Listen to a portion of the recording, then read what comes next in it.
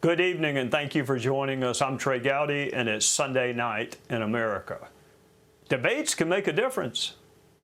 There is no Soviet domination of Eastern Europe, and there never will be under a Ford administration.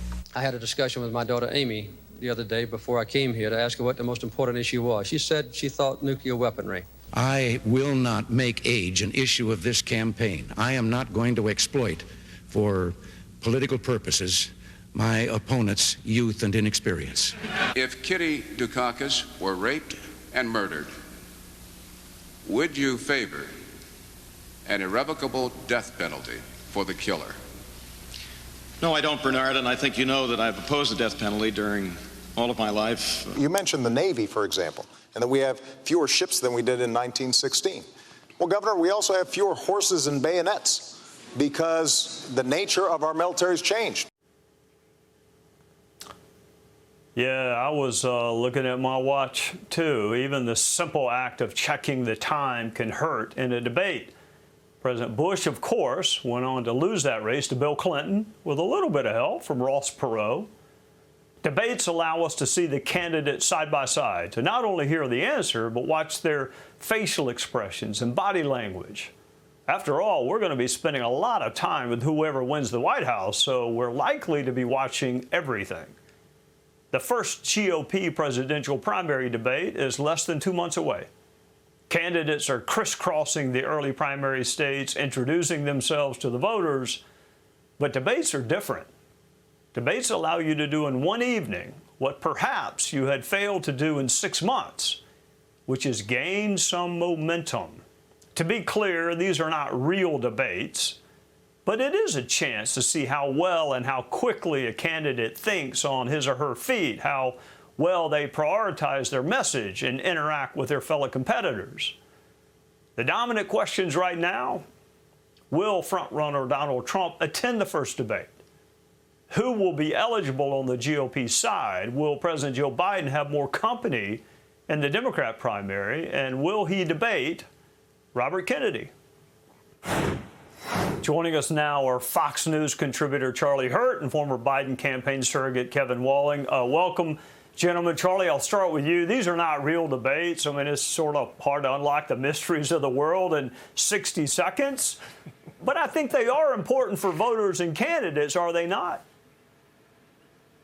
Oh, yeah. And they're pretty entertaining, usually, or I find them. Maybe it's just because I'm a political nerd and I enjoy these things.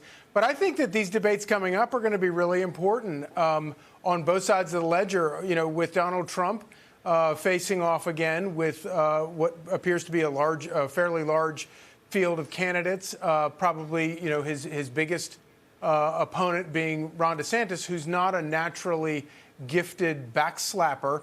And whether we like it or not, that's an important aspect of running for politics successfully in this country. And it'll be a really interesting thing to see. I think there will be a lot riding on that first debate where you have, and I do think that Donald Trump will end up debating because it's one of his great strengths. It'll be interesting to see how Ron DeSantis performs in that setting. Kevin, Charlie says these debates are interesting. Former President George H.W. Bush might disagree. He was looking at his watch, trying to see if he could make it home in time to watch Melrose Place. I think he's right. It does matter. So let me ask you this. Do you think President Biden, first of all, will he have more challengers? And is there any reason in the world for him to debate Robert Kennedy or any of his other primary opponents? Yeah, Trey, I'm with Charlie. I do love debates. I loved them, and certainly in 2016 with Donald Trump and the rest of the Republican cattle call that we saw play out. But listen, I think Joe Biden is not going to face serious challenges within the party. Every leading candidate from Gavin Newsom to senators in my party have taken a look at this race. They fundamentally support Joe Biden because they think he can win. And I don't think it's in the president's best interest, just like it wasn't with Donald Trump just 2 years ago when he was facing primary challenges from former governors and former members of Congress to debate them on the debate stage. The president has resoundingly brought together the Democratic Party behind him. You've got these kind of also-rans in Robert F. Kennedy and Marianne Williamson, and I don't think they have earned the right to be on that debate stage with the incumbent president. All right, Charlie. Everybody needs a lawyer, so I'm going to be the devil's advocate for just a second. I hope President Trump does join the August debate. But the reality is, he is the front runner. He's going to be the target of attacks. He probably has more to lose than to gain. So, I know he follows every bit of advice you ever give. So what is the case for him showing up for the debate? The case is that normally there are exceptions, but normally Donald Trump does very well in debates. And when you go back to 2016, where you had that enormous field and he had a target on his back, everybody was going after him, those were some of his best moments. I would say that he didn't do as well in that first debate against Joe Biden last time, but I think that was a fluke, and I think he sort of misread where he was in the campaign. Which is why but then, he came back in the second debate and did much better. But so I hope he does do the debate, because I think that it's good for the country. I think it's good for our politics to have these debates. But I also think that for him, just, wanting to see him do well, I think that doing those debates is very good for him. It is, generally speaking, one of his strongest attributes.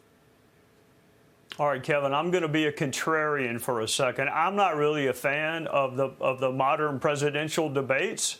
I think it dumbs society down to suggest that you can answer complicated questions in 60 seconds, but I'm going to give you a chance to tell me how wrong I am, that it really is important that we, solve world peace, but do it in 30 seconds. Yeah, Trey, I'm with you. I'm much more of a fan of a longer kind of debate where you are allowed to rebut the candidate, for example, and to have a back and forth and a dialogue with a moderator. But I'm actually going to disagree a little bit with Charlie in that, I don't think a lot of the arrows back in 2016 were necessarily targeted at Donald Trump in those debates. And I think we're seeing that same dynamic play out on the Republican side. I would be surprised if he really took a lot of incoming from Nikki Haley and Tim Scott and others who were competing from those voters. 75% of the Republican base right now either supports Donald Trump or Ron DeSantis. So you've got this, the rest of the fold is competing for that 25%.